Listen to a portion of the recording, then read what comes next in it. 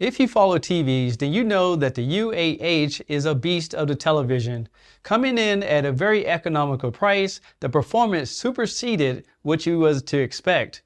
Mini LED, Dolby Vision, Dolby Atmos, it had all the goodies that we wanted to see in a television. But the question is, did this technology stand a test of time? So today, we're going to compare the U8H against the newer U8K. Starting off, both TVs are 8-bit panels with frame rate control, both on mini LED, and they do support 120 Hz native. On the newer U8K, they almost doubled the local dimming zones for better contrast. And I will tell you, when it comes to just picture quality, I feel that the U8K definitely had some improvements. The biggest things that I noticed is that the TV looks more natural. So looking at this water, you can see that it actually looks blue, and the sky does as well.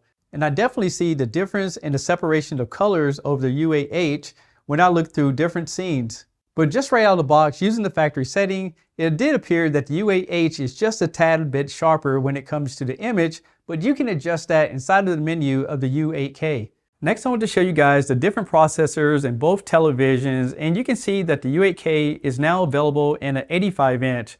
But I want to point out that the U8H uses a VA panel for the 75, and the new U8K uses a IPS ADS panel. So here's YouTube TV, and the things that I can really notice is that the court that these girls are running on is very red, and you can see just the tone of the runners themselves, just completely different. So I feel that the U8K is a huge improvement over the U7K so far, just looking at the SDR content. Now switching over to Disney Plus, this is very interesting, because I find that some scenes look better on the U8H and other scenes looks better on the U8K.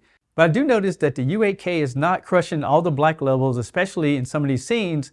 But here, the U8H just has better tones in the light. So this is very confusing why each TV performs different ways. Now with both TVs in theater mode, I switched over to HDR/SDR content.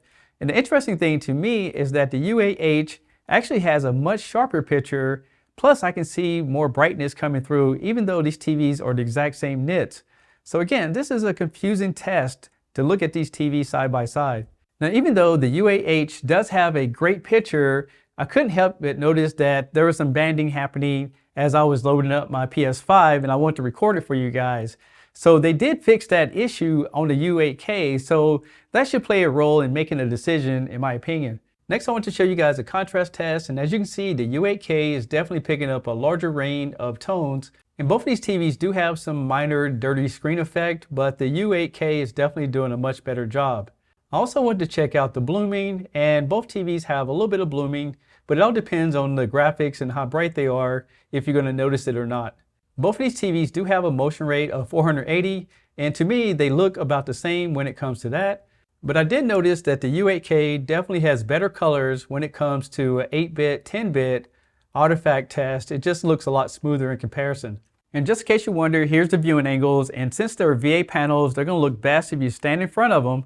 But if you get off to the side a little bit, you will lose a little bit of colors, but it makes up for it by giving you those inky contrast levels. So in my opinion, I think the U8K is definitely an improvement over the U8H when it comes to picture quality. But if you have bought the U8H, it's still a great television, so don't feel compelled to go sell it and lose money and upgrade, because if you're happy right now, stay happy.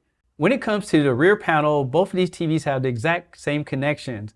The only thing that changed on the back of the television is now the HDMI 2.1 on the U8K will support up to 144 Hz, where previously it was up to 120 Hz. Now I'm going to let you guys hear the audio system, and one thing to point out here is that the U8H has 3 speakers. There's 2 on the bottom and a subwoofer on the back.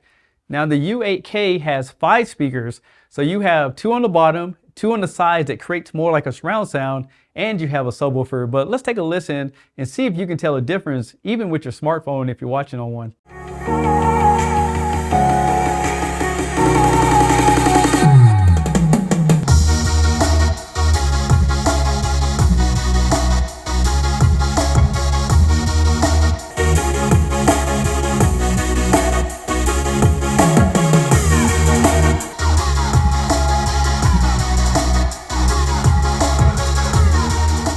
So inside of here, we have your different sound modes, and you can see that they have standard, theater, sports, music, speech.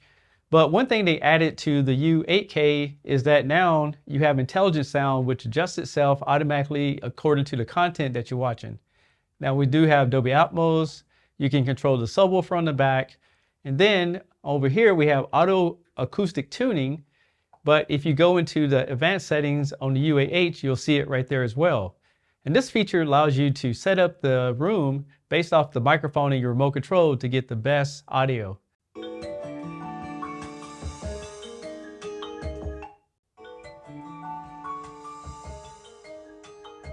All right, next we're gonna just do a little gaming. I'm just gonna drive this car. And if you look at the skies, the U8K is definitely a lot more details in it. The car has a little bit better blue colors on it.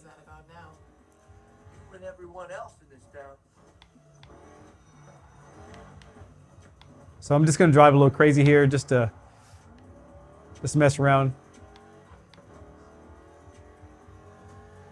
But what do you guys think? Is the U8K showing better colors or the U8H? Now, next thing I want to show you guys is the gaming zone. So this is basically the U8K has this new gaming zone, and this is going to allow you to do your frames per second, HDR. You can see VRR is turned on. Plus, if you want to, you can toggle this little switch and see the frames right there in the corner, and that's great for gaming. You have dark details, as you can see right there, it gets a little darker. And you have free sync right there that you can turn off and on. There's also what they call high refresh rate mode. So if you're not using VRR, you can actually get a faster gaming experience out of some of the older games.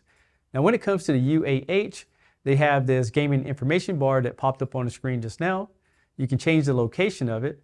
And then if you go into the settings of it, you can change the black levels, white levels, your auto response time to automatic or on, whatever you like. And it does have FreeSync as well. So these are two different menu systems, and I'm not sure if the U8H will get this new system in the future. On both TVs, you can add multiple accounts. All you need to do is just sign into your Gmail account. Both TVs are snappy, getting through all the different menus, as you can see right there. I don't see any kind of lag or anything like that on either TV. Both of them supports the Google TV streaming, and both TVs have ATSC 3.0 TV tuners. Now, Google has an app store that you guys can look for, and both TVs have exactly the same applications, and there's plenty enough for just about any kind of app you can think of.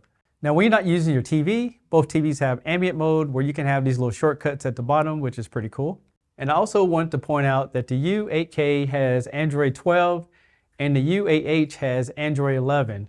And you see it hasn't been an update since October on the U8H. Now, there's a huge improvement on the storage. As you can see, on the U8K it has 19 gigabytes and the U8H has 6.5 gigabytes. So you can definitely add more applications into the new model. You can cast your phone on both TVs with an Android device or computers. Both TVs supports Apple Airplay and Apple HomeKit. Now, I showed on my unboxing video, but the U8K has this camera smart function where you can add a camera on there and add different gestures to pause, play your content, mute it, and turn the TV off. Also, let you guys know that both TVs can be hooked up with Amazon Alexa. And as you can see on here, this is something a little bit newer compared to the previous model as far as the software. So my final verdict about these two TVs is that if it comes in at a good price when it's released, I'll definitely go with the U8K. It just performs much better as far as the processing, the contrast. It's also showing better shadow details, and it has a better audio system. Another thing I'll tell you guys about these TVs that both of them comes with the same remote control, except for now you have a menu button on the U8K, and it does have a backlight on both units. With that being said, right now, I had a goal of hitting 200,000 subscribers by the end of 2023.